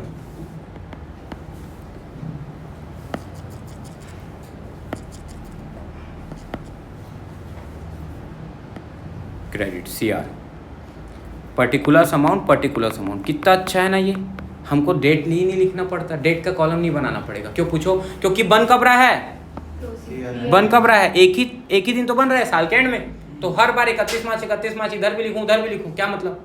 इसलिए नहीं लिखते, इसलिए डेट का कॉलम नहीं लिखते। अब बेटा यहाँ पे आपके सर ने बाकायदा आपको बताया होगा कि यहाँ पे आपका क्या आ जाएगा, नेट सेल्स आ जाएगा, और उन्होंने बोला होगा ये नेट सेल्स कैसे निकलेगा, तो ये निकलेगा कैश सेल, जैसे 4 लाख का बेचा, क्रेडिट सेल उधारी बेचा 6 लाख का, माइनस सेल्स रिटर्न, जो उधारी बेचा था ना उसमें से कुछ सामान वापस आ गया था, क्या आ गया था, 1 लाख का सामान आ गया था, प्लस सेल ऑफ स्क्रैप, कबाड़ी में भंगार में जो बेचा उसको भी जोड़ दो। 20,000 का सामान कबाड़ी में बेचा। अरे रद्दी वद्दी का सामान निकलता है ना साल भर में, न्यूज़पेपर निकलता है कबाड़ी में, बहुत सारे पुट्ठे उट्ठे निकलते हैं कबाड़ी में, तो उन सबको बेच करके भी जो पैसा मिला, sale of scrap, sale of scrap, scratch नहीं स्क्रैप, SCRAP, स्क्रैप। ठीक है, कबाड़ में मिला हुआ, भंगार में बेचा हुआ पैसा। तो ये सब कर दिया हम टोटल। तो आउटर कॉलम में कितना आ गया, 4, 6, 10 माइनस 1, 9 लाख और 9,20,000 रुपये। कितना आ गया, 9,20,000 रुपये नेट सेल्स। क्या आ गया, नेट सेल्स 9,20,000 रुपये। और बेटा आ जाता है क्लोजिंग स्टॉक। क्या आ जाता है, क्लोजिंग स्टॉक। सुनना ध्यान से, मैं इस साल, इसको बाद में समझना, मैं इस साल ना जो सामान बनाया, मतलब पिछले साल का मेरे पास फटाका पड़ा हुआ था। मेरी किसकी दुकान थी, फटाके की दुकान थी मेरे पास। पिछले साल मैं पिंटू फटाका वाला हूँ, मान लो अकलतरा का। 1 लाख रुपए का मेरे पास में सामान पड़ा हुआ है पिछले साल का, जो मैं इस साल बेचूंगा। तो 1 लाख का सामान मेरा क्या बन गया, ओपनिंग स्टॉक। जो पिछले साल का क्लोजिंग स्टॉक रहा होगा वही इस साल का मेरा क्या बन गया, ओपनिंग स्टॉक। मैंने इस साल और सामान शिवाकाशी से खरीद के लाया, साउथ से परचेज किया मैंने। ये भी कैसा निकलेगा, जैसे नेट सेल निकला था वैसे निकलेगा, नेट परचेज। कुछ पैसा कैश में खरीदा, कैश परचेज में खरीदा कुछ सामान, मान लो 1 लाख रुपए का सामान नकदी खरीदा था, कुछ सामान उधारी में खरीदा था, क्रेडिट परचेज किया था 1.5 लाख का सामान। अब कुछ फटाके ना बेकार थे उसके, तो उसको क्या कर दिया था, परचेज रिटर्न कर दिया था। क्या कर दिया था, बेटा परचेज रिटर्न को ना हम लोग एक और नाम से जानते हैं, रिटर्न आउटवर्ड। परचेज रिटर्न मतलब मैं वापस करूंगा, वापस करूंगा मतलब मेरे से बाहर की तरफ जा रहा है, बाहर की तरफ जा रहा है मतलब आउटवर्ड। इसको क्या बोलूंगा, रिटर्न आउटवर्ड। बहुत से बच्चे कैरियज आउटवर्ड और रिटर्न आउटवर्ड में कंफ्यूज हो जाते हैं। रिटर्न आउटवर्ड का मतलब होता है परचेज रिटर्न, रिटर्न आउटवर्ड का मतलब होता है परचेज रिटर्न। और कैरियज आउटवर्ड का मतलब क्या होता है, बेचने पे लगने वाला भाड़ा, वो कैरियज है। ये रिटर्न आउटवर्ड है, वो कैरियज आउटवर्ड था। आउटवर्ड आउटवर्ड देख के कंफ्यूज नहीं होना, वो कैरियज था, अलग टर्म था। ये रिटर्न आउटवर्ड है। समझ में आया, क्लियर है। ये परचेज रिटर्न है। तो आपको 20,000 का सामान क्या था, खराब था, उसको आप क्या कर दो, ब्रैकेट में डाला है तो माइनस कर दो। ठीक है, तो आपका क्या आ गया बेटा, तो आपका क्या आ गया, नेट परचेज। आपने कितने का सामान खरीदा था, नेट परचेज में 1 और 1.5, 2.5 लाख, 2.5 लाख माइनस 20, 2,30,000 का। और डायरेक्ट एक्सपेंस लगे थे आपके। डायरेक्ट एक्सपेंस में क्या क्या होते हैं बेटा, आपने लेबर रखा था जिसको आपने वेजेस दिया 10,000 रुपये का। आपको फ्यूल पावर चार्जेस लगा था, फ्यूल पावर चार्जेस लगा था 20,000 का। बेटा रेंट यहाँ नहीं आएगा, रेंट एक इनडायरेक्ट एक्सपेंस है, रेंट एक इनडायरेक्ट एक्सपेंस है, सैलरी एक इनडायरेक्ट एक्सपेंस है। ठीक है, फ्यूल पावर चार्जेस आ गया। और कैरियज इनवर्ड, सामान आने पे लगने वाला भाड़ा। आउटवर्ड यहाँ नहीं आएगा, आउटवर्ड इनडायरेक्ट एक्सपेंस है, वो इसके बाद वाला अकाउंट बनेगा उसमें जाएगा। इनवर्ड यहाँ, आउटवर्ड वहाँ। या फ्राइट इनवर्ड लगा, फ्राइट इनवर्ड लगा, ये यहाँ पे आ जाएगा। कितने कितने का हुआ, 5-5 हज़ार का मान लो भाड़ा आपने दिया। तो टोटल आपके पास डायरेक्ट एक्सपेंसेस कितने के आ गए, 20 और 10, 30 और 10, 40,000 रुपये का खर्चा डायरेक्ट एक्सपेंस का। अब बेटा देखो ध्यान से, आपने टोटल इस साल कितने का सामान बनाया था, 1 लाख का पुराना सामान था, 2,30,000 का आपने इस साल सामान खरीदा था, और 40,000 का आपका डायरेक्टली प्रोडक्शन पे खर्चा हुआ। तो आप बताओ आपका कॉस्ट ऑफ प्रोडक्शन कितना हुआ। कॉस्ट ऑफ प्रोडक्शन मैं क्या बोल रहा हूँ, कॉस्ट ऑफ प्रोडक्शन। ये जो तीनों राइट टिक है ना उसको टोटल कर देना, कॉस्ट ऑफ प्रोडक्शन। सामान को बनाने की कीमत कितने रुपए पड़ रही है आपको, 3,70,000। तीनों को जोड़ दो, तीनों को जोड़ दो मतलब 1 लाख रुपए का पुराना सामान और 2,30,000 रुपये का इस साल जो खरीदा मैंने। ये क्या था, ओपनिंग स्टॉक था, ये था परचेज, और ये था क्या, डायरेक्ट एक्सपेंसेस। डायरेक्ट एक्सपेंसेस कितने के थे, 40,000 के। तो बेटा जोड़ दो, कितना हो गया, 3,70,000। 3,70,000। बेटा अब सुनना, कॉस्ट ऑफ प्रोडक्शन, ये तो सामान बनाने की कीमत हो गई बेटा। 3,70,000 का टोटल सामान मेरे पास पड़ा है। कितने का सामान पड़ा है, 3,70,000 रुपये का टोटल सामान मेरे पास पड़ा है। अब आप मुझे बताओ, 3,70,000 में से मैंने ना 1,70,000 रुपये का सामान नहीं बेचा। कितने का सामान नहीं बेचा, 1,70,000 का सामान नहीं बेचा। ये मेरा क्लोजिंग स्टॉक बच गया। कितना सामान बच गया फटाके का, 1,70,000 का बच गया। तो मुझे बताओ कितने का सामान बेच दिया, 2 लाख का बेच दिया। वही मेरा COGS है, वही मेरा COGS है, कॉस्ट ऑफ गुड्स सोल्ड। वही क्या है मेरा, कॉस्ट ऑफ गुड्स सोल्ड है। सुनना ध्यान से क्या बोला मैं, सुनना ध्यान से क्या बोला मैं। ये 370 में 370 में मैं क्या माइनस कर रहा हूँ? 170। 1,70,000 रुपये। किस चीज़ का 1,70,000 माइनस कर रहा हूँ? क्लोजिंग स्टॉक का। जो सामान मेरा बच गया, जो मैं बेचा नहीं हूँ, माइनस कर दिया क्लोजिंग स्टॉक। तो मेरा क्या आ गया बेटा? 3,70,000 में 170 माइनस कर दिया तो मेरा क्या आ गया बेटा? Cost of goods sold. जो मैंने गुड्स सोल्ड किया ना, उसकी मुझे कॉस्ट कितनी पड़ी? कितने रुपए पड़ी? 2 लाख। क्या बोला मैं? 2 लाख की मुझे कॉस्ट पड़ी। 370 का सामान बनाया था, 170 का नहीं बिका, तो कितने का सामान बिक गया? 2 लाख का जो सामान बिक गया। मैं क्या बोला? कितने का सामान बिक गया। इसको क्या बोलते हैं? कितने का सामान बिक गया, वो कॉस्ट है, कॉस्ट ऑफ गुड्स सोल्ड। इसका शॉर्ट फॉर्म क्या होता है? कॉस्ट का C, ओ ऑफ का O, G का G और सोल्ड का S, COGS, कॉक्स। क्या बात समझ में आई? एकदम अच्छे से। तो 2 लाख का सामान मैंने कितने में बेच दिया था? देखते हैं चलो ट्रेडिंग अकाउंट में। 2 लाख का सामान मैंने कितने में बेच दिया था? 9,20,000 में। सोच रहे हो बाबा बाबा बाबा बाबा, फटाके में इतनी कमाई होती है, फटाके में इतनी ही कमाई होती है। 2 लाख का सामान कितने में बेच दिया? 9,20,000 रुपए में बेच दिया, तो कितने का फायदा हो गया?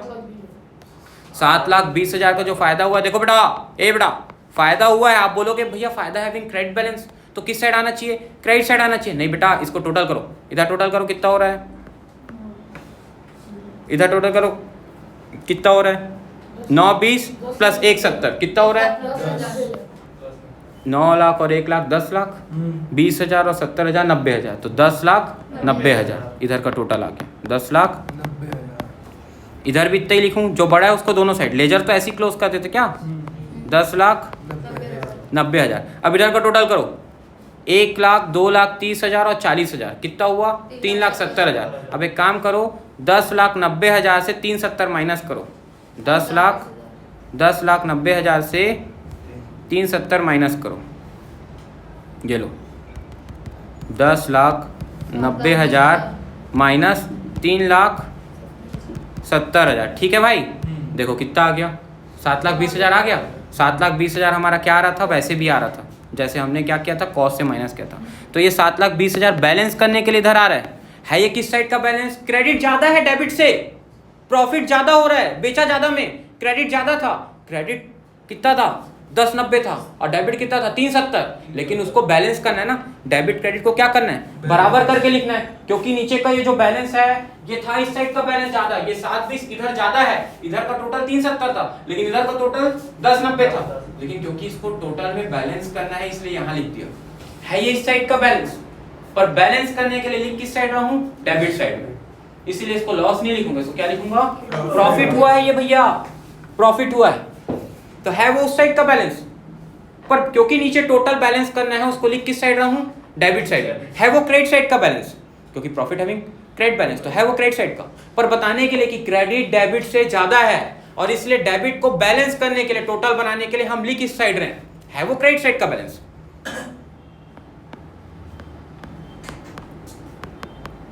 To gross profit carried down, carried down मतलब अब इसके बाद ये कहाँ जाएगा? ट्रांसफर। यहाँ लिख देना बैलेंसिंग फिगर प्लस माइनस करके हमने निकाला, और यहाँ क्या लिखोगे? Transfer to profit and loss account. कहाँ भेज रहे हैं इस पैसे को? प्रॉफिट एंड लॉस अकाउंट में भेजेंगे, हम इसको ट्रांसफर करेंगे, प्रॉफिट एंड लॉस अकाउंट में ट्रांसफर करेंगे 7,20,000। और बेटा बेटा बेटा बेटा बेटा मुझे बताओ, यहाँ से लॉजिक देख के बताओ, एक सेकेंड बस। ये ओपनिंग स्टॉक को जोड़ा, नेट परचेस को जोड़ा, डायरेक्ट एक्सपेंस को जोड़ा, और क्या हटा दिया था? क्लोजिंग स्टॉक को माइनस कर दिया था। तो क्या आ गया था? कितने का सामान बेचा आ गया था? क्या आ गया था? Cost of goods sold. बेटा कितने रुपए का कॉस्ट ऑफ गुड्स सोल्ड आ गया था? COGS 2 लाख आ गया था। अब 2 लाख का सामान मैंने कितने में बेच दिया था? 9,20 में। तो 9,20 माइनस 2 किए थे, तो सीधा क्या आ गया था? 7,20 आ गया था। तो कॉस्ट ऑफ गुड्स सोल्ड का फॉर्मूला क्या हो गया बेटा? यहीं से देख के बताओ। Opening stock plus purchase plus direct expense minus closing stock, इन तीनों को जोड़ा, इसको माइनस कर दिया, टोटल कितने का सामान बना? इधर से जोड़ा, टोटल कितने का सामान बना? इन तीनों जोड़ा और इसको माइनस कर दिया। अब लॉजिक समझ में आया, ऐसा फॉर्मूला क्या बना है, तो किसका फॉर्मूला बन गया, कितने का सामान बेचा, उसको इंग्लिश में क्या बोलते हैं, कॉस्ट ऑफ गुड्स सोल्ड। तो कॉस्ट ऑफ गुड्स सोल्ड का फॉर्मूला क्या है, ओपनिंग स्टॉक। तू बोलता नहीं है ना, तू बोल मेरे साथ में, क्या बना, opening stock plus net purchase plus direct expense minus closing stock. Opening stock plus net purchase plus direct expenses minus closing stock is equal to cost of goods sold is equal to cost of goods sold. अच्छे समझ में आया, एकदम बढ़िया से। अभी तुम्हारे school में सर यही सब फॉर्मूले सिखा रहे हैं, मैं लॉजिक के साथ बता रहा हूँ। और अभी तक जो मैं डेबिट क्रेडिट में डालूंगा ना, मैं भी तुम्हारे गुरुजी की तरह अभी लॉजिक नहीं बताया, उसको मैं बताऊंगा थोड़ी देर बाद। अभी तुम बहुत दिन से परेशान हो गए थे कि भैया क्या कर रहे हैं, इसलिए सीधा आगे बढ़ गए। लॉजिक 2 मिनट बाद बता दूंगा। इतना क्लियर हुआ? तो यहाँ मैं लिख दूं COGS का फॉर्मूला। मेरे को पता है तुम थक गए हो, मैं रुक जाऊंगा, पर ये फॉर्मूला तो लिख लो। COGS मतलब कोई नहीं बोलेगा, COGS मतलब कॉस्ट ऑफ गुड्स सोल्ड। उसका हिंदी में क्या मतलब होता है, कितने का सामान बेचा। गुड। तो क्या फॉर्मूला लिखूं, OS लिख सकता हूँ ओपनिंग स्टॉक को, ओपनिंग स्टॉक प्लस NP मतलब नेट परचेज प्लस D.EXP मतलब डायरेक्ट एक्सपेंसेस माइनस CS तो स्टॉक क्या हो गया बेटा, कोई आएंगे? हाँ आएंगे अभी सब, बैठ जाओ ऊपर ही। दीदी आए, कितने बजे बुलाई थी दीदी? 11 बजे 11 बजे बुलाई थी। कौन सी दीदी बुलाई थी? सोमना जी, मतलब वो राधिका दीदी। हाँ दीदी आके बैठो, दीदी आ रही होगी, ठीक है ऊपर ही बैठो, थोड़ी देर में आ जाएगी दीदी, मैं फ़ोन कर दे रहा हूँ, ठीक है।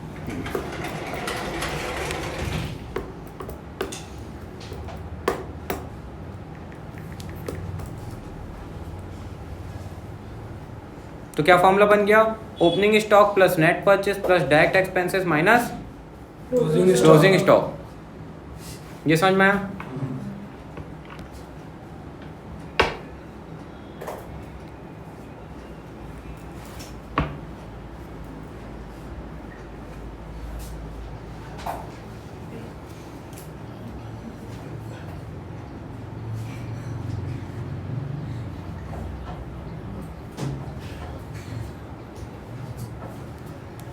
भैया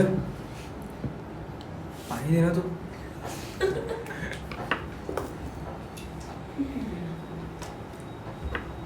अरे पढ़ा मैं रहा हूँ, प्यास तुम लोग को लग जा रही हैं। क्या नाम था, सौम्या, ठीक।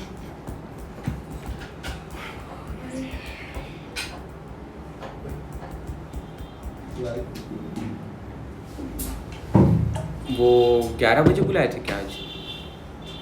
वो राधिका बुलाई है, फ़ोन नहीं उठा रही है। एक बच्चा आया है, दीदी 11 बजे मैसेज करी थी, आया है, घर जा रहा था, मैं रोक के रखा हूँ। 11:17 हुआ है। तू शाम की बुलाई ना? हाँ वो राधिका ऑफ कर रही है फोन को। हेलो, 11 बजे बुलाई थी क्या बेटा? हाँ एक लड़का आके बोलता है दीदी 11 बोली थी, आके बैठा ऊपर, घर भाग रहा था, तो उसको मैं क्या बोलना चाहिए बैठा के रखा हूँ अभी। ठीक ठीक, वो आया गया ना, उसको डांटना। हाँ पहले 11 बोली होगी कल, अभी 11:30 बोल दी होगी, फ़ोन में उठ नहीं पाई होगी तो। और वो बच्चा देखा नहीं होगा और मेरे को डायलॉग दे रही है कि भैया मैं तो 11:30 बोली। मैं नहीं समझूंगा तो। इन्हीं लोग के पास बस बुद्धि रहती है, बाकी तो बुद्धि नहीं रखता।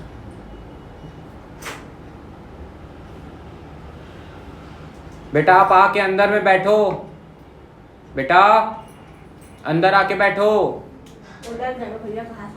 बेटा। अरे प्यारे बच्चे, अरे छोटे मोटे बच्चे, अंदर आके बैठो। मोटा तो नहीं था वो कहीं से भी। अरे गोलू मोलू बच्चे, ठीक है।